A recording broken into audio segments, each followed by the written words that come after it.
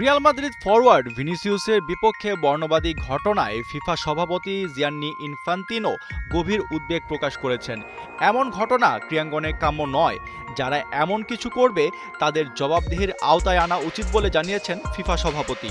Champions লিগের play অফে প্রথম লেগে বেনফিকার বিপক্ষে মাঠে নামে রিয়াল মাদ্রিদ। ম্যাচ চলাকালে ভিনিকে উদ্দেশ্য করে বর্ণবাদী মন্তব্য করার অভিযোগ ওঠে বেনফিকার ফরওয়ার্ড জিয়ানলুকা প্রেস্তিয়ানির বিরুদ্ধে। ঘটনার পর ইউএফএ থেকে জানিয়েছে তারা বিষয়টি তদন্ত করছে এবং সত্যতা পাওয়া গেলে শাস্তির আওতায় আনা হবে। বিষয়টি নিয়ে ইনফান্তিনো এক বিবৃতিতে বলেন, তার মতে ফুটবল বা সমাজে বর্ণবাদের কোনো জায়গা নেই। ফিফা বর্ণবাদ ও বৈষম্যের শিকারদের পাশে আছে। তিনি আরও জোর দিয়ে বলেন, খেলোয়াড়, কর্মকর্তা ও সমর্থকদের সম্মান ও নিরাপত্তা নিশ্চিত করতে ফিফা তাদের বৈশ্বিক অ্যান্টি রেসিজম উদ্যোগের মাধ্যমে কাজ চালিয়ে যাবে।